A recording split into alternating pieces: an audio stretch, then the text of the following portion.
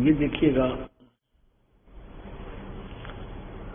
विद्वेष, ये 19 पृष्ठ है और विद्वेश्वर संहिता भाग 1 अध्याय नंबर 10। यहां पर क्या लिखा है? यह सोई निज मंत्र उपदेश करते हैं। ये ओंकार मेरे मुख से उत्पन्न होने से मेरे ही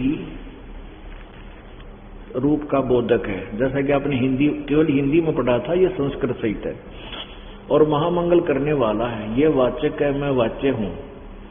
यह मंत्र मेरा आत्मा है, इसके स्मरण से मेरा ही स्मरण होता है। उत्तर की ओर से और के मुख से अकार, पश्चिम के मुख से उकार, दक्षिण के मुख से मकार, पूर्व के मुख से बिंदु और मध्य के मुख से नाद उत्पन्न हुआ। इस प्रकार 5 प्रकार से ये निर्गत हुआ।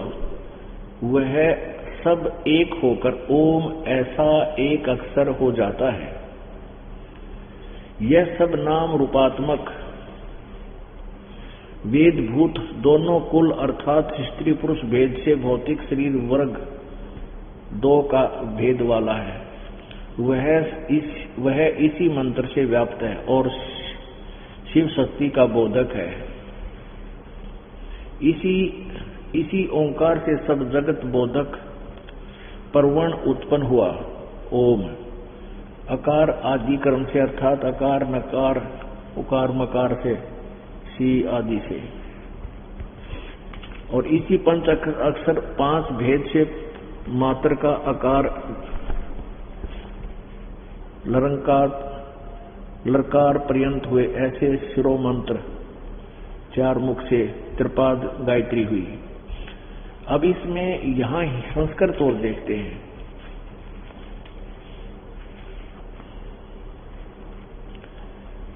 अभी हमने ये है एकीभूत ओम एकीभूत पुनः तत् द्वो ओम इति एक अक्षरो भवत। इसमें कित्ते भी नहीं है। वाचक अहम और वाच्य मंत्रो अयम मम आत्मक, ये मेरी आत्मा है। जैसे हिंदी में आपने पढ़ा नहीं, इसका अनुवाद है ये। जैसे ये 15 है तो हमने, और ये 16 है, ये 17 है, ये 16 ये वाच्य है, मैं वाच्य हूं। फिर 17 है उत्तर की ओर मुख से ऐसे ऐसे, फिर ये 18 है। तो इसमें यहां से शुरू होता है ये 17 19वां नादो मध्य मुखो, ये सारा लिखा कि आकार उत्तरोमुख और मकार पश्चिमत और बिंदु ये, और ये सारा इसका, और इसमें कहीं भी ऐसा नहीं है ओम नमः शिवाय का जिक्र नहीं है। इस प्रकार ये एकीभूत होकर ओम अक्षर हो गया। तो इसमें कहीं पर भी ओम नमः शिवाय नहीं है। तो इससे सिद्ध हो गया कि इन्होंने ये ओम नमः शिवाय जो है, ये 21वां है, ये देखना ये इसका अर्थ है कि ये 5 अक्षर का जो बोधक है सारा इकट्ठा होकर के ये लक्षित है। अकार आदि ये सारा मिलकर के ये एक ही मंत्र बन गया ओम। इसका अनुवाद इन्होंने, ये 21 है, यहां लिखा है 21 का अनुवाद यहां किया है, ये 20 है। इस ओंकार से सब जगत का बोधक परवण उत्पन्न हुआ। अकार आदि कर्म से अर्थात अकार नकार उकार से मकार करा से सिर यह प्रकट हुआ, वह नाथ प्रकट। तो इसमें कहीं भी नहीं है कि ये यहीं से शुरू कर लेते हैं, जैसे यहां से शुरू हुआ था। तो ये सारा 15 14 15 ये 16 ये 17, 18, 19 इनका अनुवाद यहाँ किया है इन्होंने। ऊपर से शुरू हो गए, यहां से ये 15 का यहां से शुरू हुआ, 16 में से। तो यहां हिंदी में कहीं भी इस अनुवादक ने, क्योंकि इसने सीधी संस्कृत से किया है तो ये गड़बड़ नहीं कर सकता था, और उसने केवल हिंदी ठोक दी। सोई निज मंत्र उपदेश करते हैं, ये ओंकार मेरे मुख से उत्पन्न होने से मेरे ही स्वरूप का बोधक है। और यही अनुवाद उसने किया। उसने जो ओम नमः शिवाय है वो अपनी तरफ से घुसेड़ दिया।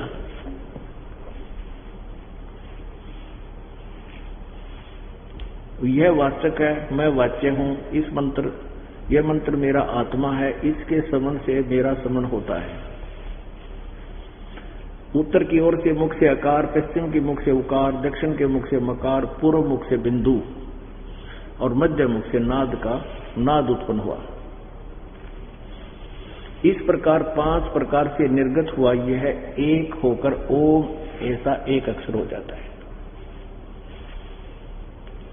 यह सब नाम रूपात्मक वेद भूत दोनों कुल अर्थात स्त्री पुरुष भेद से भौतिक शरीर वर्ग 2 का भेद वाला है। इस मंत्र से व्याप्त है कि शिव शक्ति का बोधक है।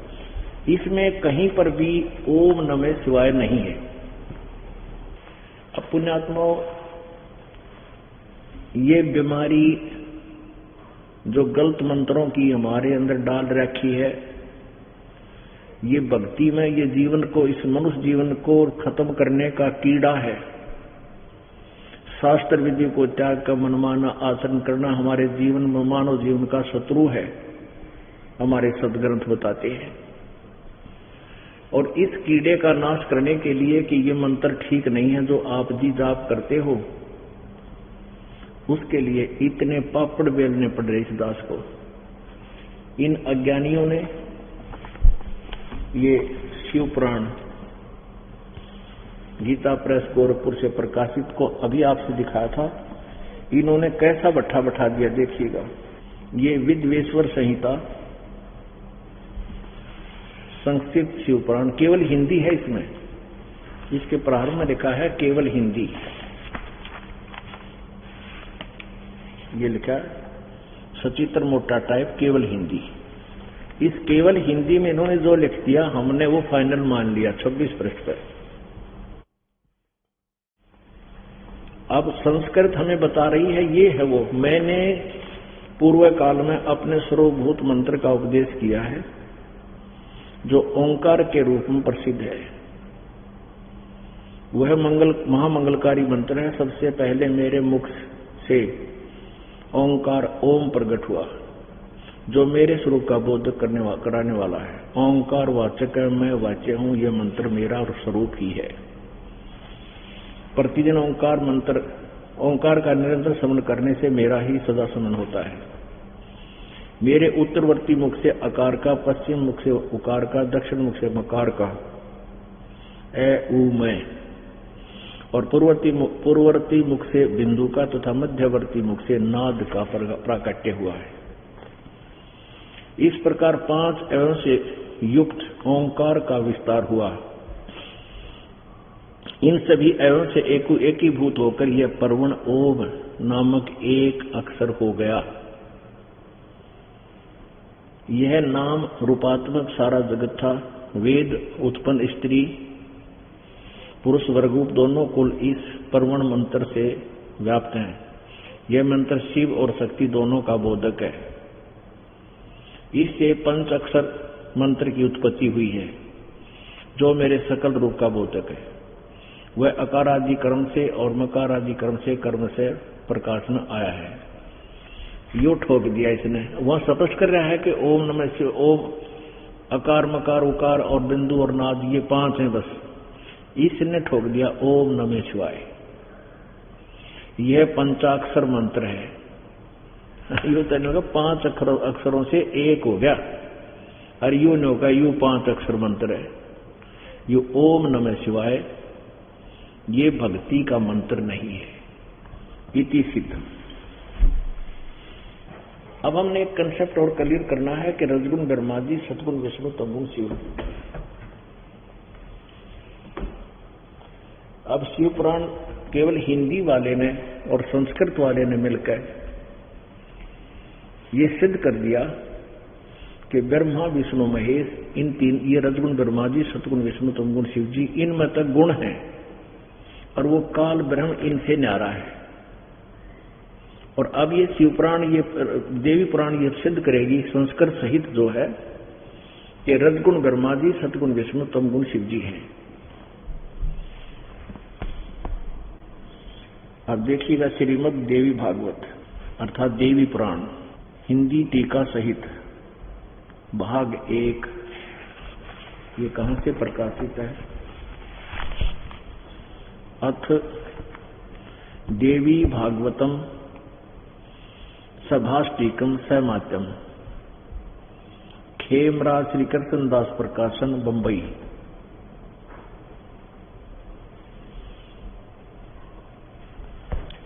इसके तीसरे स्कंध में अथ श्रीमद् देवी भागवते भाषा टीका युक्ते तृतीय स्कंध प्रारंभते, तीसरा स्कंध प्रारंभ होता है।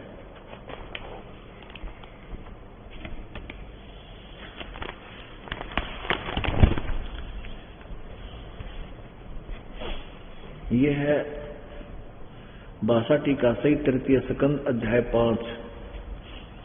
अध्याय 5 का मंत्र नंबर 8 केवल हिंदी पढ़ें, फिर संस्कृत पढ़ेंगे।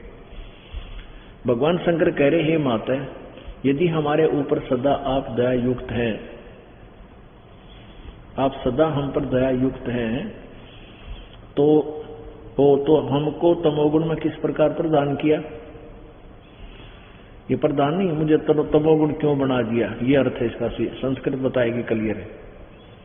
ब्रह्मा रजोगुण और हरि यानी विष्णु को सतगुण क्यों युक्त क्यों किया? युक्त किए। अब देखना, ये 7वां,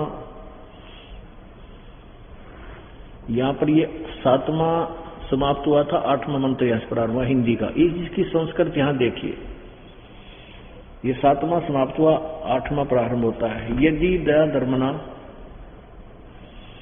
न सदाम्बिके कथम अहम विहित है, किस प्रकार मैं बना दिया, विहित मैंने उत्पन्न कर दिया। तमोगुण है, मैं तमोगुण क्यों बना दिया? कमल जय, कमल से उत्पन्न होने वाले ब्रह्मा जी को तूने रजोगुण संभव, रजोगुण क्यों उत्पन्न कर दिया? सोवित किमो तमो सतोगुण हरि, विष्णु जी को आपने सतोगुण क्यों बना दिया? पुणात्मा, अब श्रीमद् भगवत गीता जी को आप आसानी से समझ सकोगे, अन्यथा ये पवित्र सदग्रंथ हमारे लिए पाठ हो रहे थे और जो भी इन अज्ञानियों ने हमारे को बता दिया, हमने वही स्वीकार कर लिया था। और वो अज्ञान हमारे अंदर इतना डिपॉजिट हो रहा है, इसको खुरचने के लिए इतनी मेहनत इस दास ने करनी पड़ रही है। और जब तक ये नहीं खुरचा जाएगा, इतना आप समझ नहीं सकते भगवान की वाणी को, जिसमें पूरा विश्व इस बात से परिचित हो जाएगा और संतुष्ट हो जाएगा कि ये दास जो बोल रहा है उसके एक शब्द में भी कोई कच्चापन नहीं है, कोई भी एक शब्द भी असत्य नहीं है। एक दिन ऐसी स्थिति आएगी, फिर इस अपने को इन सदग्रंथों की बजाय केवल परमेश्वर की अमर वाणी, सच्चिदानंद घन ब्रह्म की वाणी जो उनके मुखारविंद से उच्चारित है, केवल उसी की ही आवश्यकता शेष रह जाएगी। और फिर उसके आधार से उस परम पिता की हम रल मिलकर ऐसी महिमा गाया करेंगे जैसे पहले हम श्री कृष्ण जी की लीला सुनते थे। पूरा जन समुदाय, चाहे लाखों लोग इकट्ठे होते थे, जो भी वक्ता बोलता था श्री कृष्ण जी के बारे में सभी गर्दन हिलाते थे, हाँ जी हाँ जी, बिल्कुल सही, गदगद हो जाते थे।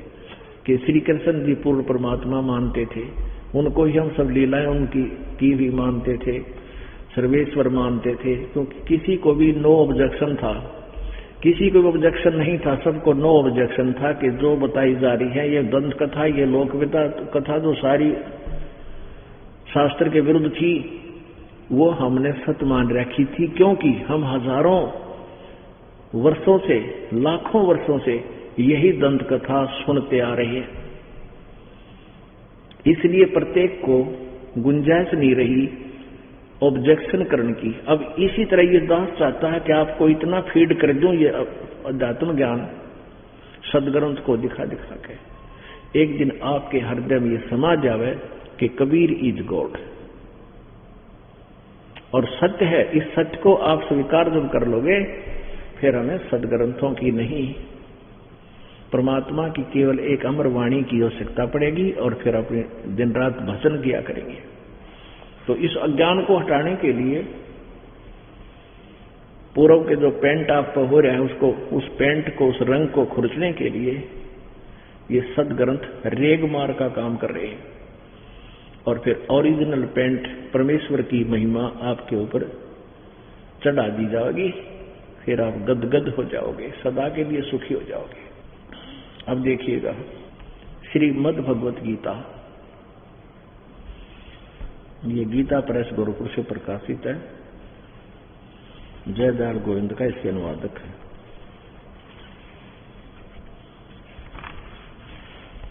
अध्याय नंबर 7 का मंत्र नंबर 12।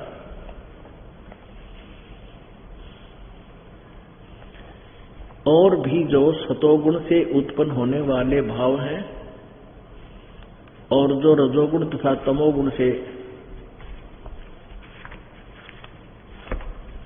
होने वाले भाव हैं, उन सबको तू मुझसे ही होने वाले हैं ऐसा जान। क्योंकि इस काल को 1 लाख मनुष्य शरीरधारी मनुष्य खाने का, जीव खाने का श्राप लग गया है। इसी कारण से तीनों देवता इसके लिए व्यवस्था करते हैं, ऐसा जान। परंतु वास्तव में उनमें मैं और वे मुझ में नहीं है। आगे देखो 13 में, गुणों के कार्य रूप सात्विक, राजस और तामस, इन भी तीनों प्रकार के भावों से यह सारा संसार प्राणी समुदाय मोहित हो रहा है, भ्रमित हो रहा है। इन तीनों गुणों से परे, यानी ब्रह्मा विष्णु महेश से अलग, मुझ अविनाशी को नहीं जानता। यानी ब्रह्म साधना भी नहीं करते, ब्रह्म तक भी नहीं मानते, ब्रह्मा विष्णु महेश तक ही सीमित है। ये 14 में क्या कहा है कि क्योंकि यह अलौकिक अर्थात अति अद्भुत त्रिगुणमयी मेरी माया, रजगुण ब्रह्मा, सदगुण विष्णु, तमगुण शिव जी के द्वारा फैलाया गया जाल बड़ी खतरनाक है, बड़ी दुस्तर है। परंतु जो पुरुष केवल मुझको ही निरंतर भजते हैं, यानी ब्रह्म साधना करते हैं, ओम नाम का जाप करते हैं, वे इस माया को, यानी ब्रह्मा विष्णु महेश से ऊपर उठ जाते हैं, उल्लंघन कर जाते हैं, तर जाते हैं, ऊपर को उठ जाते हैं, इनसे ज्यादा लाभ प्राप्त करते हैं ब्रह्म की साधना से। 15 में कमाल कर दिया, 7वें अध्याय के 15 में, इस माया के द्वारा जिनका ज्ञान हरा जा चुका है, जो ब्रह्मा विष्णु महेश से इन तीनों गुणों की पूजा से और किसी की पूजा करना ना सुनते हैं, ना ज्ञान सुनते हैं, इन्हीं तक सीमित है। 7वें अध्याय का 15वां श्लोक स्पष्ट कर रहा है कि माया के द्वारा, ब्रह्मा विष्णु महेश त्रिगुणमयी माया के द्वारा जिनका ज्ञान हरा जा चुका है, जो इससे अतिरिक्त किसी की साधना पूजा नहीं करते, उनके बारे में क्या कहते हैं? आसुर स्वभाव को धारण किए हुए मनुष्यों में नीच, आसुर माने राक्षस, राक्षस स्वभाव को धारण किए हुए मनुष्यों में नीच, ये दूषित कर्म करने वाले मूढ़ लोग मुझको नहीं भजते। इसे कहता है कि तीनों गुण भी भजन के हैं, इनको भजते हैं ब्रह्मा विष्णु महेश को, उनको क्या बताया है कि राक्षस स्वभाव को धारण किए हुए, आसुर स्वभाव को धारण किए हुए मनुष्यों में नीच, एक दो गाली दी, और तीसरी चौथी यहां देखो, दूषित कर्म करने वाले, दुष्ट कर्म करने वाले, मूर्ख, मूढ़ लोग मुझको नहीं भजते। अब परमात्मा धर्मदास जी को समझा रहे हैं कि हे धर्मदास, हे महात्मा जी, आप गीता जी का नित्य पाठ करते हो और आप श्री विष्णु और शंकर जी की पूजा करते हो, ओम नमः शिवाय का जाप करते हो, और गीता जी में क्या लिखा है कि रजगुण ब्रह्मा, सदगुण विष्णु, तमगुण शिव जी, जो केवल इन्हीं तक की पूजा करते हैं, साधना करते हैं, इनसे अतिरिक्त किसी की ज्ञान को, किसी भगवान को जानने मानने को तैयार नहीं, वो राक्षस स्वभाव को धारण किए हुए मनुष्यों में नीच, दूषित कर्म करने वाले मूर्ख कहे गए। परमात्मा ने विश्लेषण दिया कि जैसे रजगुण ब्रह्मा जी की साधना की थी हिरण्यकशिपु ने, साधना करके के जुल्म किए, अपने ही पुत्र का शत्रु हो गया, प्रहलाद के साथ वो घोर अत्याचार किए, राक्षस कहलाया और कुत्ते वाली मौत मरा।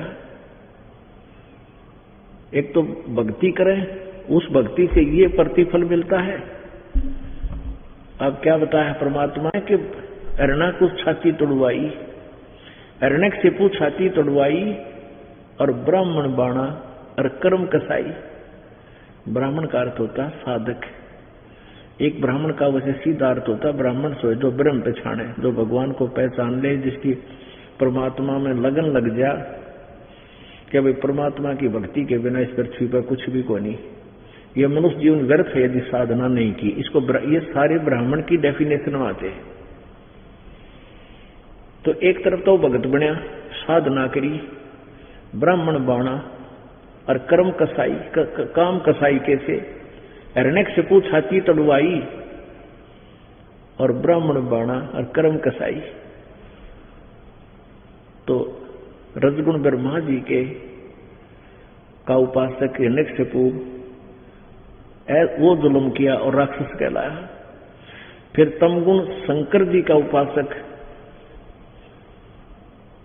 रावण था, उसने के जुल्म किए, ऐसी साधना की तुम 7 जन्म नहीं कर सकते धर्मदास। उसने अपना यहां से काट के शरीर शंकर भगवान, तमोगुण शंकर भगवान के चरणों में समर्पित कर दिया।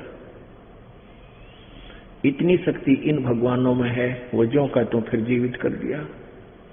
फिर ऐसे 10 बार काट कर दिया, 10 बार वापस दे दिया, और अंत में के जुल्म किया,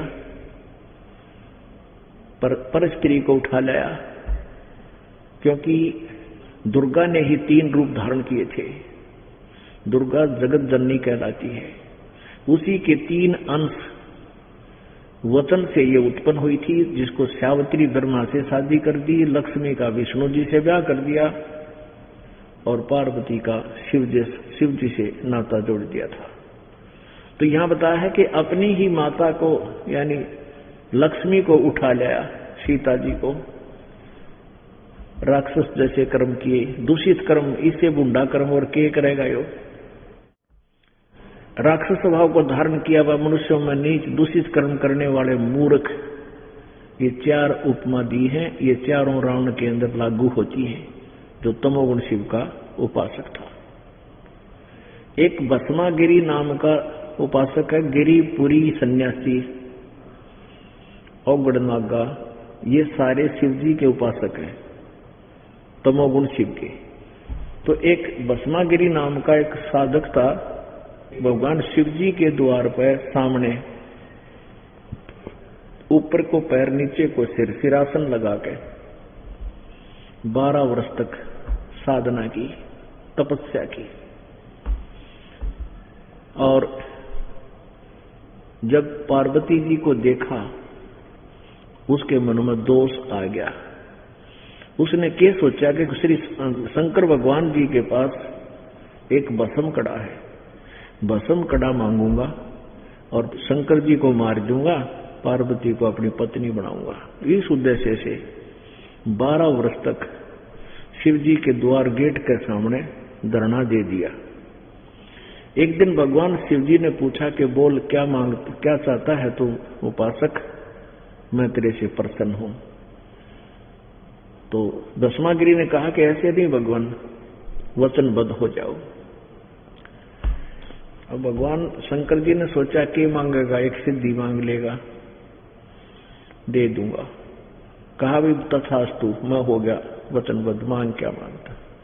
तो खड़ा हो गया सीधा सीधे पैरा, और खड़ा होते ने बोला ये भस्म कड़ा दे दे। अब शंकर भगवान ने सोचा भी साधु संत जंगल में रहता है, कोई हिंसक जानवरों से या राक्षसों से बचने के लिए मांगता होगा, निकाल कर तुरंत दे दिया कि ले बच्चा। अब क्या कहता है भस्मागिरी के लिए शंकर होले होशियार, तुझे मारूंगा, पार्वती को पत्नी बनाऊंगा। हा हा हा हा, दांद्रे का डंडा गया। तो उसी समय शंकर भगवान जान गया कि तो एकदम रूप बदल गया निकम्मा।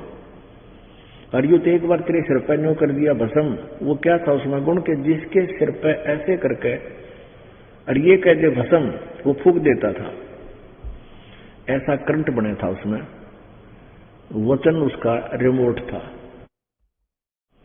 अब शंकर जी ने तो पता था तो अपने हथियार का कि एक भाई नौकर यार तू मरिया, डांक ठोक दिया, स्पीड खींच दी, आगे आगे भगवान और पाछे पाछे पुजारी, दोनों जैसे जोटे का पीछे जोटे बाजा गए, ऐसे दौड़े जा रहे और शंकर जी का पसीने आ रहे। पुण्यात्माओं, ये कथा हम पहले ही पढ़ा करते, शिव पुराण में लिख रखी है,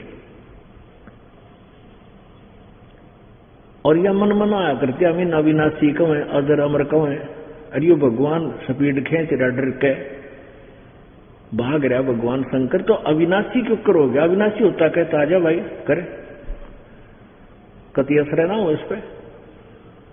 फिर भगवान पार्वती रूप बना के वहां प्रकट हो गया भस्मागिरी और शंकर के बीच में, जो वो दौड़े जा रहे थे। तो भस्मागिरी ने कहा तू क्यों कराएगी यार पार्वती? वो बोली मैं आपके लिए आई हूं। और क्यों भाग रहे हो? रुक जा, वो तो वापस आवा को नहीं। शंकर जी तो हम को ना, उसने बेरा है इसमें कितनी शक्ति है, आज आप यहां बैठेंगे। वो तो खाड़े पार्वती खातिर कर रहा था, उड़े रुक गया, लाजिया फुल ब्रेक वहीं रुक गया। और फिर पार्वती रूप में भगवान ने कहा कि मुझे डांस करके दिखा, कुछ प्यार कर। भस्मागिरी कहने लगा मैं तो साधु तपस्या करनी आदमी हूं, मैंने डांस डोंस ना करना आता। अब पार्वती रूप में भगवान ने कहा कि आजा मैं सिखाऊंगी, इस पैर न आगे कर, इस पैर न पीछे कर, इस हाथ ने ऐसे कर, इस न ऐसे कर, इस हाथ को और ऊपर कर। जिस हाथ में वो कड़ा ले रहा था ना, भस्म कड़ा, कहने लगी और कर और कर। जब शर्पा लिया नो कह दिया भस्म, और भस्मागिरी का टंटा काटा। अब उस भस्म कड़ा ने ठाकर भगवान विष्णु रूप धारण करके पूर्ण परमात्मा शंकर जी के सामने खड़ा है। उसका भाज्या तो था नो कति स्पीड थे, आगे पहुंचे, कहने लगे रुक जा भोलेनाथ, ए शंकर जी रुक जा। अकाजा भागले विष्णु, भाजा भाजा मर गया उससे। अब क्या हो गया? भाग दे बस पीछे, आजा भागता भागता बताऊंगा। तो भगवान विष्णु कहने लगा जिस डर से तुम भाग रहे हो उसको मैंने मार दिया।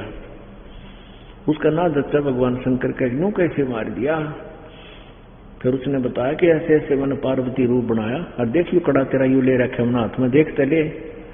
तब उसने देखा धैर्य सा बांध गया, सचमुच है, कहाँ सचमुच है, कहाँ है वो मरा हुआ? वो मरा हुआ देख लिया ना, जब शंकर का दिल धड़कना बंद होया, अब चाल दिखाऊं, देखियो मरा पड़ा। तो पुण्यात्माओं, वो उसके बाद वो भस्मागिरी भस्मा असुर कहलाया, तमोगुण का उपासक। अब एक समय अब तीसरा गुण रह गया विष्णु। तमोगुण विष्णु की उपासना करने वालों की क्या दशा हुई। एक समय हरिद्वार के अंदर हर की पैड़ी पे एक कुंभ का मेला लगा, और उसमें एक समय निर्धारित करते हैं ये आप कुछ सोन को सोन करके कि इस समय जो नहालेगा इस स्थान सरोवर में या दरिया में उसका मोक्ष हो जाएगा, उसके कल्याण हो जाएगा। उस धारणा से ये क्या करते हैं, सभी साधु संत जिनको हम साधु संत कहते हैं, गिरी, पुरी, सन्यासी, कनपाड़े, नागा, वैष्णु, ये सारे तीनों गुणों के उपासक होते हैं। ये वहां चले जाते हैं उस स्थान पर और अलग अलग अपने अपने ग्रुप में इकट्ठे हो जाते हैं। जैसे गिरी अपने ग्रुप में, पुरी अपने में, नागा न्यारे और सन्यासी अलग से, कनपाड़े अलग से, बिना कनपाड़े नाथ अलग से, और वैष्णव साधु विष्णु जी के उपासक अलग से। तो ऐसे ही वहां जाकर के कई हजारों की संख्या में, लाखों की संख्या में इकट्ठे हो गए।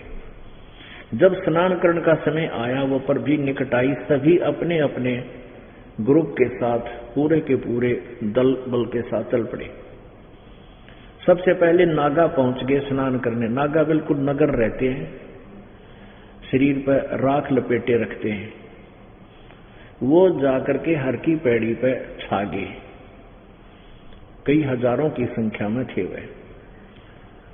तो वो नहाने की तैयारी करने वाले थे, पीछे से वैष्णु साधु आ गए, सतगुण विष्णु के उपासक, वो भी कई हजारों की संख्या में थे। उन्होंने कहा कि नागाओ तुम बाद में स्नान करना, पहले हम स्नान करेंगे, हम सर्वश्रेष्ठ हैं, हम विष्णु जी के उपासक हैं, हम सबसे श्रेष्ठ हैं, तुम बाहर आओ। नागा कहने लगे नहीं, हम सर्वश्रेष्ठ हैं और हम पहले स्नान करेंगे, हम त्यागी और वैरागी हैं, हम तन पर वस्त्र भी नहीं रखते, हम नी इच्छा है और हम स्नान करेंगे, हम सर्वश्रेष्ठ हैं। और वैष्णु साधु फिर गुस्से में हो गए, कहने लगे रे पशु की तरह तुम नंगे फिरो, टट्टी के हाथ नहाना न धोना, टट्टी के हाथ भी ना धोते, शेड फिरो, बाहर मरो तुम, हम पहले नहाएंगे, हम श्रेष्ठ हैं। अब नागाओं पर इतनी टार कड़े उठे थी, फेर लिया, मुंह उल्टा हो गए, न बोले आज तुम न हम नहावाएंगे, और मुख को मुक्का, लट्ठम लट्ठा, तलवार निकाल ली, तीर मारे, यानी 25,000 उस घटना में 25,000 ये त्रिगुण उपासक आपस में कत्लेआम कर डाला। कत्लेआम 25,000 कटका मर गए और गंगा के अंदर 100 ही नजर आ रहे हैं, जैसे महाभारत के युद्ध में गगन हुआ था। अब यहां बताते हैं उस परमात्मा की अमरवाणी में, तीर तुपक तलवार कटारी जमजड़ जोर बधावे हैं, हर पैड़ी हर हेत न जाण्या वाजा तेग लावे हैं, काटे शीस नहीं जल करुणा ये जग में साध कवावे हैं, और जो जन इनके दर्शन को जावे उनको भी नरक पठावे हैं। परमात्मा की यह वाणी 600 साल पहले बोली गई थी कि इन तुम संत कहते हो ना, इनके तो दर्शन भी ना करने चाहिए, और जिनकी तुम पूजा करते हो उनकी पूजा करने वालों को क्या लिखा गीता जी में, राक्षस स्वभाव को धारण किए हुए। ये राक्षस नहीं, एक नान के ऊपर कटके मर गए, कत्लेआम कर दिया, दया भी कोई ना इनके, काटे शीश नहीं दिल करुणा, दिल में दया कोई नहीं। और ये जग में साधको आवे हैं, संत कहे हैं इनको,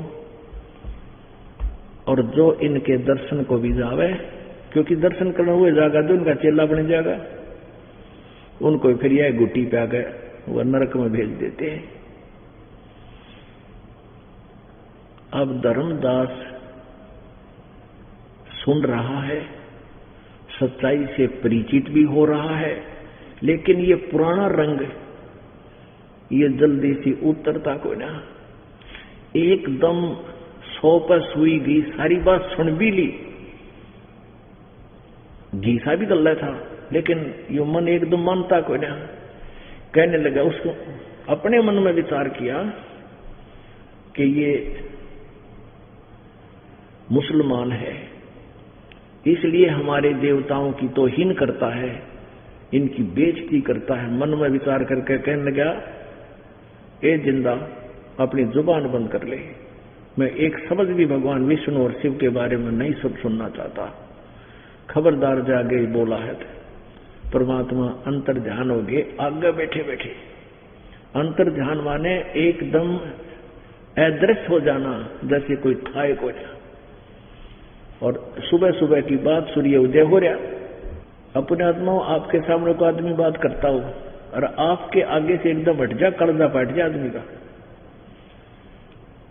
और बुद्धिमान व्यक्ति न सोचेगा भाई कोई भगवान था या कोई फरिश्ता था, भाई इतना बढ़िया ज्ञान देवा था, हाय हाय सारी सच्ची बात कहता, पर मेरे इस दुष्ट मन ने एक नहीं मानी।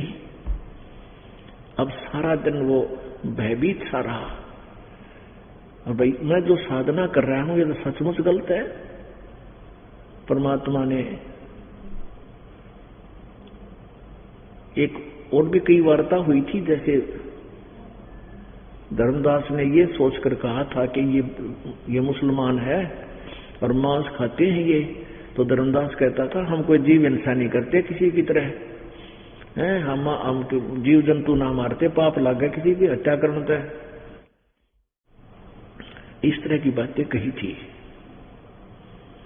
तो परमात्मा अचानक अदृश्य हो गए, तो उसका ये हो गया कि ये साधना जो कर रहा हूं ये तो सचमुच गलत है। और मन में यूं कहे सोचा है भगवान वो संत फिर आ जा, इब का कति वाद विवाद नहीं करूं, मेरा तो जीवन बर्बाद हो गया। हे परमात्मा एक बार फिर भेजिए उस संत ने। हे मेरे भगवान, मतलब सारी रात ना नींद आई, करवट ले ले काटी, ना वह भक्ति करी। अब सुबह उठा ना उस तालाब में नहाया, क्योंकि परमात्मा से वार्ता हो गई थी कि भाई जैसे तू इस तालाब में नहावा है, अरे लोटे में पानी ले रखा था, इस लोटे के पानी में देख धर्मदास कितने जल जीव जंतु हैं, और ये तू स्नान करा ना जोड़ के पानी में, और तने ऐसे ऐसे मलमल कर तू नहाया, तने कितने जीव मार दिए, गिनती नहीं हो सकती। तू चाह इस जोड़ में नहा के, तीर्थ में नहा के पुण्य करना, तेरे तो पाप की गिछड़ी बांध ली तूने तो। और जो तूने ये लीपा पोती करी, जहां तू पूजा पाठ करने को तैयार हुआ, कहता मैं जीव हिंसा नहीं करता, तो यहां कितने जीव मार दिए, गिनती नहीं हो सकती, कितने पाप तने कर लिए। 70 ब्राह्मण की है हत्या, जो लीप के चौका तुम देव नेता। इसमें 70 ब्राह्मण, एक ब्राह्मण की हत्या का तुम्हारे वेदों पुराणों में लिखा कि इतना फलानी चीज दान कर दो, इतना मंत्र जाप कर ले। जब वह ब्रह्म हत्या करते हैं, कहते तुमने 70 ब्राह्मण की हत्या कर दी एक दिन, और पृथ्वी ऊपर पगजोदार है, करोड़ जीव एक दिन में मारे। ऐसी कुछ वार्ता करके गीता जी का ज्ञान उसको कति स्पष्ट करके अंतर्ध्यान हो गए थे भगवान। अब सुबह ना तो जोड़ में नहाने में दिल करया, उस तीर्थ में ना वह पूजा करने दिल करया, जो सालग्राम बांधे हट रहा था, गिछड़ी ठाए फिर था। उसने सोचा तो रोटी बना दे भगत तो उठ गए, और यहां से निकल ले, चलूंगा कितने। लकड़ी ला रखी थी तोड़ के सामने, कई दिन का प्रोग्राम बना रखा था, डटने का, उसने रुकने का, ठहरने का। तो उसने सुबह उठ कर एक मोटी लकड़ी चूल्हा में लाई और सहयोगी लकड़ी लगा कर अग्नि जला दी और रोटी सब्जी बनाने लग गया। सूर्य उदय होने से कुछ पहले अंधेरे से में थोड़ी थोड़ी सी रोशनी हुई थी। रोटी भात इतने सब्जी बनाई, रोटी तैयार करी, इतने वो लकड़ी जलती रही। जो मोटी लकड़ी थी वह बीच में होलो थी, थोची थी, और उसमें चीटियां थी बिना गिनती की चीटी, वो अंधेरे में दिखी को ना। और वो लकड़ी 3-4 फुट की थी, वह सारी जल गई। बाद में रह रही थी 8-9 इंच की। वह जलती जलती जब निकट आई, तब तक सूर्य उदय हो चुका था। अब क्या था कि कुछ सीली सी गिल्ली सी लकड़ी थी, घनी गिल्ली भी नहीं थी, तो उससे क्या था, जलने से उसके पिछले एंड पे बाहर की साइड में एक तरल पदार्थ उबल जाता है, लकड़ी का, आगे से जल रही है, पीछे से तरल पदार्थ उसके चारों तरफ उबलता है, ऐसा निकलता है उसमें से। धर्मदास क्या देख रहे हैं कि चींटियां उस लकड़ी से बाहर आने का प्रयत्न कर रही हैं सुराख से, और उस बाहर जो तरल पदार्थ उसके ऊपर जल सा उबल रहा था, उसमें गिर गिर के चटक चटक जल रही है। आगे को जाती है तो अग्नि फूक रही है। अब धर्मदास, क्योंकि साधु भगत जो है वो दयालु होते हैं, उनमें दया बहुत होती है, एकदम हाथ खड़ा का खड़ा रह गया, रोटी बना दी जितनी बना दी। उसी समय लोटा पानी का उस लकड़ियों पर डाला, बुझा दी, और बैठ कर माथे पर धर कर बैठ गया, हे भगवान आज तो जुल्म हो गया, इतने जीव मार दिए मैंने इस पापी ने, इतनी भोजन में इतनी हिंसा होगी, आज मैं आहार नहीं करूंगा। अब पर डिसीजन ले लिया कि आज मैं इस भोजन को नहीं खाऊंगा, इसे किसी साधु संत में खवा दूंगा, मेरा पाप ना लगेगा। इस उद्देश्य से उसने वह सारा भोजन एक थाली में रखा, ऊपर कपड़ा स्वच्छ डाला और संत की तलाश में चल पड़ा। हम साधु संत किसने माने हैं ज्यादातर? जिसने लाल कपड़े पहन रखे हो, या कति और दाढ़ी मूछ बढ़ा रखी हो, या कपड़े ना हो, तन पर लंगोट हो, दाढ़ी मूछ जरूर बढ़ रही हो और ऊपर का शीश पर जटा हो, या कति मूड मुड़ा रखा हो, गोटम गोट हो रहा हो। ऐसी कोई विशेष साधु जिसने बाह्य आडंबर कर रखा हो, हम उसने संत मानते थे, इब तो नहीं माने। आगे क्या देखा कि परमेश्वर कबीर जी कहते, सो छिद्र मैं करूं अपने धन के काज। एक हिंदू संत का रूप बना के, अन्य रूप बना के एक वृक्ष के नीचे विराजमान थे। एक जल का लोटा उनके पास रखा था। धर्मदास जी ने देखा कि सामने महापुरुष बैठे हैं, जाके प्रणाम किया, भोजन रख दिया और कहा, महात्मा जी भोजन पाओ, आप भोजन पाओ। परमात्मा ने कहा, ठीक है धर्मदास, रख दे, भूख लगी है भाई, रोटी खाऊंगा।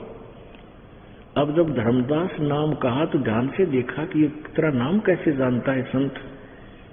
फिर आप पे अंदाजा ला लिया कि मैं बहुत भंडारे धर्मयज्ञ करता हूं, भंडारे करता हूं, साधु संतों को बुलाता हूं, उनमें से कोई एक होगा। अब परमात्मा ने क्या किया कि जो लोटा पानी का लिया हुआ था जल, अपने लोटे में से जल हाथ पर रखा और ऐसे कोई मंत्र सा बोल कर सारी रोटी राटियां पर, सब्जी पर छिड़क दिया जो थाली में रखी थी। पानी छिड़कते ही क्या हुआ, जल छिड़कते ही क्या हुआ कि पूरी जो सब्जी रोटी थी उन सब की चींटियां बन गई और मुख में अंडे ले रखे अपने, पूरी काली थाली होगी। जब परमात्मा उसी रूप में आ गए, जिंदा वाले महात्मा का स्वरूप बना लिया, जिस स्वरूप में पहले दिन चर्चा हुई थी, वार्ता हुई थी, और कहा कि ए वैष्णव साधु, ए महाराज जी, आपने वो कह रहे थे कल हम कोई जीवन सा नहीं करते, हम पाप नहीं करते, तेरे तक कसाई भी अच्छा, इसी पाप का भोजन मने खवाने आया था, ले जा तेरे ठाके भोजन को। अब सामने देखे तो वही परमात्मा चरण पकड़ दिए, रोए रोए नो कहे, भगवान माफ कर दे मुझ पापी ने, हे परमात्मा मेरे से गलती बन गई, सारी रात आपको पुकार रहा था, सारी रात आपकी मैंने चाह थी, हे परमात्मा मुझ पापी पर दया करो, मुझे फिर से ज्ञान सुनाओ। आपकी सारी साची बात लगे थी पर मेरा मन पापी मानना नहीं था, क्योंकि पुराना रंगना चढ़ गया था। अब मैं आपकी सारी बात सुनूंगा। फिर परमात्मा कबीर जी ने उसका सारा सृष्टि रचना सुनाई, फिर सतलोक दिखाया, बेटा मैं भगवान हूं, ये भोली आत्मा नहीं समझती, नहीं पहचान पाई।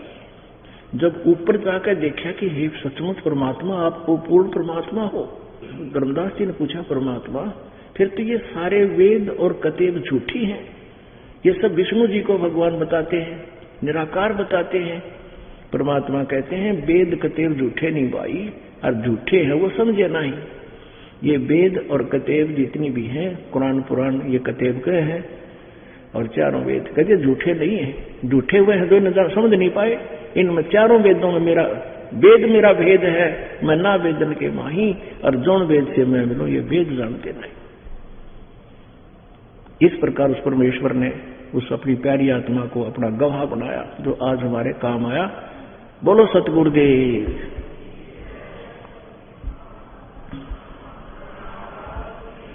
तो इसके बाद फिर क्या होता है कि अगले दिन धर्मदास जी ने एक और प्रश्न कर दिया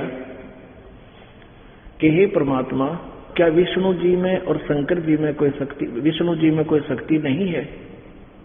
मैंने सुना है जैसे मोरध्वज के पुत्र ताम्रध्वज को आरे से चरवा के भगवान श्री कृष्ण ने जीवित कर दिया था, तो क्या भगवान विष्णु जी में शक्ति नहीं है? परमात्मा ने कहा धर्मदास, जैसे ताम्रध्वज लड़के को श्री कृष्ण जी ने आरे से चरवा कर जीवित कर दिया था, लेकिन अपने सगे भांजे अभिमन्यु को जीवित नहीं कर सके। वो जो महाभारत के युद्ध में प्रथम दिन ही चक्रव्यूह में मारा गया था। इकलौता पुत्र था सुभद्रा का। सुभद्रा श्री कृष्ण जी की बहन थी।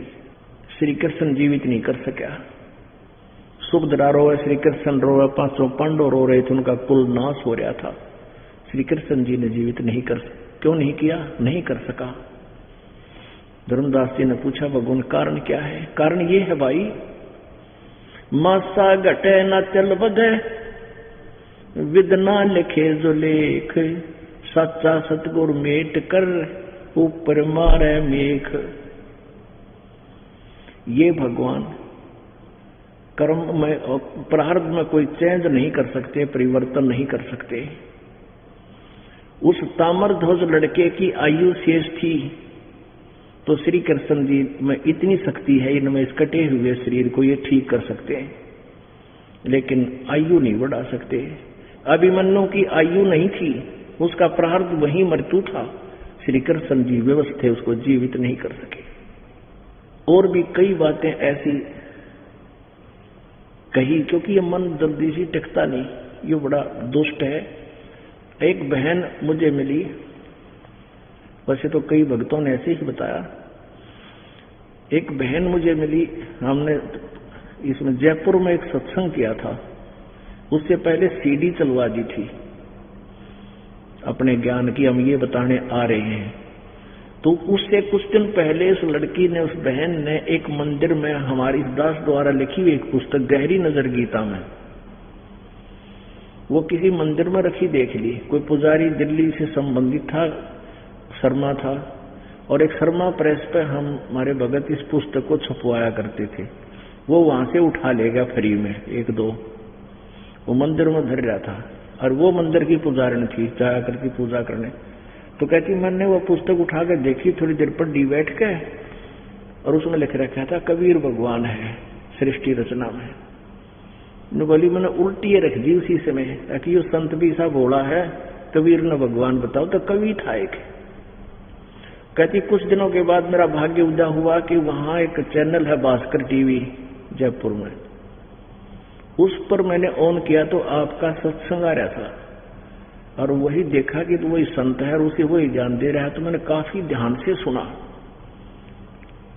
और वो प्रमाण आंखों देखे। पुस्तक मेरे पास थी, ये गीता की प्रेस गोरखपुर से, और सारी तुलना कर ली, मिला ली, और न्यू पता लग गया हम गलत कर रहे हैं। फिर भी तो मोह ना हटे हमारा, फिर भी न्यू दिल ना करे, सामने देख रहे हैं कति भक्तिकरण के को ना, और फिर भी ना हटा गया। फिर हमारा सत्संग का वहां पोस्टर लग गए, वो सत्संग सुनने आई। फिर सत्संग सुना उस लड़की ने, फिर सारी कथा बताई बेबे ने। उसका पति भी साथ था, पति ने तो नाम लिया नहीं, उसने अवश्य ले लिया। तो पुण्यात्मा, ये मन ऐसा निकम्मा है, उस गलत ज्ञान ने तो कति सारे ने घोट रहा था, स्वीकार कर रहा था। अरे वे सच्चे ज्ञान को आंखों देख कर भी ना मानता। तो इस प्रकार उस धर्मदास का यह एक और समस्या थी। फिर उसने कहा कि नहीं महाराज जी ऐसा है वैसा है, टमट फेर मारने लग गया। इतनी दुनिया बावड़ी थोड़ी है, सब भगवान विष्णु को शिव जी को भक्ति करने कर रही है। परमात्मा ने सोचा जरा नालायक से भाई, अकेले भाई ठीक है कर ले तो अपने भगवान की भक्ति। वो फिर अंतर्जान हो गए, फिर अदृश्य हुए, उनका फिर कलेजा फट गया। ये रो बुरी तरह ने कहे मैं किसा निकम्मा हूं, मैंने अपने भगवान को अपने हाथों से खो दिया। हे परमात्मा एक बार फिर दर्शन दे दे। तावा रोवत धर्म नीनागर, कहाँ गए मेरे सुख के सागर। अधिक वियोग हुआ हमसे ती, जैसे निर्धन की लुट जा खेती। बेग में लोकर हूं अपघाता, मैं ना जीऊं सुनो विधाता। फिर नो कहे परमात्मा दर्शन दे दे, नहीं तो मैं आत्मघात करूंगा, अब मेरे से जिया नहीं जाता। ऐसा वियोग हुआ हमसे ती, जैसे निर्धन की लुट जा खेती। हमारे साथ मेरे साथ तो वो बन गई जैसे गरीब आदमी की खेती, किसान ने मुश्किल से खेती तैयार की हुई, कोई लूट ले जाए उसने, फिर सारा साल भूखा मरना दिखाई देता है। अब वहां मथुरा से वापस होलिया बांधोगढ़ 800 किलोमीटर लगभग दूर है। ना बरसाने गया ना वृंदावन गया। फिर वहां जाते थे वृंदावन से फिर बरसाना जरूर जाया करें, जो मथुरा जाते हैं। किस लिए जाते हैं? राधा जी से सिफारिश लुआने। वहां कर लोग राधे राधे श्याम ने ला दे, राधे वरना राधे ना श्याम उड़े, हमारी आदत छटले ढोण की। अब वह राधे मुश्किल से मिल जा करती, रो पीट का बेचारी कदे उस कृष्ण जी थे, उस पर सिफारिश लुआ कृष्ण से मिला दे। और कृष्ण जी की पूजा करने से क्या लाभ होता है ये आपके समक्ष है।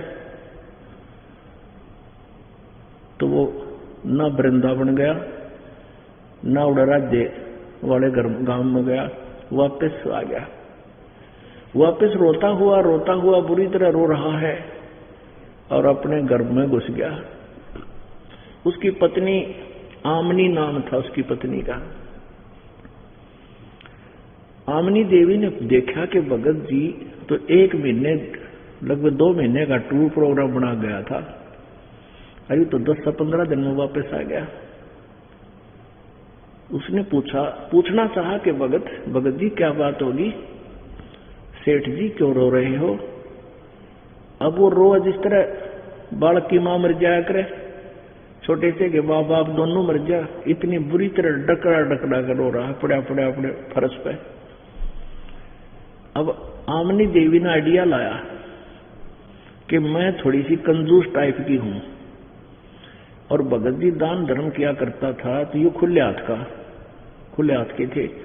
आमनी देवी टोका टाकी कर देती थी कि दान तो हिसाब का होया करे सेठ जी, घना नाग दान कराया करो।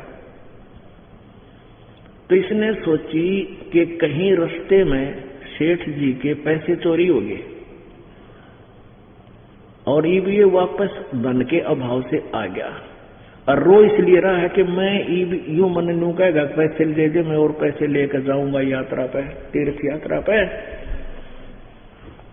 तो ये सोच रहा होगा कि या मेरी गेल लड़ेगी, नाक मारेगी। तो उसने कहा अपनी सोच से सोच के कहती है, सेठ जी लगता है आपका धन किसी ने चुरा लिया, कि आपका धन चोरी हो गया, दिखे रास्ते का खर्चा नहीं रहा, आपके कोई धन की कमी है, आप कितना धन ले जियो और अपना काम पूरा करके आओ, रो ना। अब वह भी आंखें में आंसू आ गई उसके, इतना बुरी तरह रोआ था। तो धर्मदास ने सोचा यह गलत समझ गई, रोता रोता अपने को रोक कर कहता है कि आमनी देवी यदि मेरा ये धन लौट जाता तो मुझे कोई दुख नहीं था, तेरे से और प्रार्थना कर लेता, ले जाता धन तो मैं अपना कर्म करके आता। आज मेरा वो धन लुट गया, शायद मुझे जिंदगी में नहीं मिलेगा, और वो धन नहीं मिला तो मैं जीऊं को ना, अब मैं जी नहीं सकता। मैं महापुरुष ने फिर सारी घटना जो परमात्मा के साथ बीती थी वह सारी बता दी, सृष्टि रचना सारी सुना दी, अपनी पत्नी तय। अब वो उसकी पत्नी आमनी कहती है कि तू व्यापारी बिजनेसमैन सेठ हो गए और सौदा चूक गया, ऐसी गलती कैसे कर दी? तो धर्मदास कहता है कि आमनी अपनी जिंदगी में पहली बार में हार मान रहा हूं, अपनी मन आज तक सौदा चूक्या नहीं था, या मेरे पर गलती भारा बनेगी इसलिए रो रहा हूं। आमनी देवी ने कहा कि रामकृष्ण और शंकर भगवान के बारे में भी हमने किसी साधु संत से सुनकर ही उनके चरणों में उनमें भक्ति लग रही थी, तो उनसे अपनी कौन सा रिश्तेदारी है? हमने भगवान चाहिए। लाला जी तो लोभ करया करे सच्चा, तो आज लाला जी भी ना रहा, हका कति नहीं रहा, तभी तो मैं रो रहा हूं अपने कर्मा ने। अब पुण्यात्माओं, रोजाना प्रतिदिन धर्मदास सुबह उठ गया और दूर तक जंगल में देखने जाता है कहीं भगवान मिल जावे। दूर तक जाता, 6 महीने हो गए, ना रोटी खावे ढंग से, ना नहावे धोवे, ऐसे बैठ जाओ जैसे भीलनी बैठी रहा करती भगवान श्री राम की इंतजार में। बाहर चौतरियों पर बाहर बैठ के गेट के सामने अरियों देखता रहता, कोई दिखता नहीं, वो भाग्या जाता नंगे पैरों। वो भगवान कोई और भी संत दिख जाता कि 1 किलोमीटर आधी किलोमीटर दूरी पे, तो वहां भाग्या जाता, जाते देखता करना वो तो कोई नहीं, फिर रोता हुआ वापस आता। अब पुण्यात्माओं, जिसका लाग गया वो जाने, और जब तक यह इतनी नहीं लगेगी हमारे आत्मा में, इतने हमारा कच्चा है काम से। और वो क्या करता था, जहां भी पता लगता कि वहां कोई संत आया हुआ है, पनी में बाहर जंगल में बैठा है, वो वहां पहुंच जाता। वहां बैठ के उन्हें पता था कि वेश तो वो दूसरा भी बना लेते हैं, बैठ कर चर्चा करता, अगदी ब्रह्मा विष्णु महेश तो ऊपर भी कोई शक्ति है। तो साधु के संत कहता, अगर तो पागल हो रहा है, इस तो ऊपर कोई शक्ति है? उठ कर चल पड़ता कि ना, कच्चा माल भर रहा भी, वहां नहीं बैठता था। फिर किसी दूसरा संत का पता लगता, वहां भी ये चर्चा करता है, वो भी फिर ऐसे ही बोलता, उठ कर आ जाता कि ना, ठिकाना बात आई नहीं। अब 6 महीने तक रो कर कति आंख लाल कर ली, सूख का कांटा हो गया। आमनी ने सोचा यू जीव कोई न मरेगा, और आमनी उसको बहुत संतोष सहारा दिया करती, जी चिंता ना करें, अगर वो संत है तो जरूर संभालेंगे, तने अवश्य आएंगे आपके पास, हिम्मत ना हारे।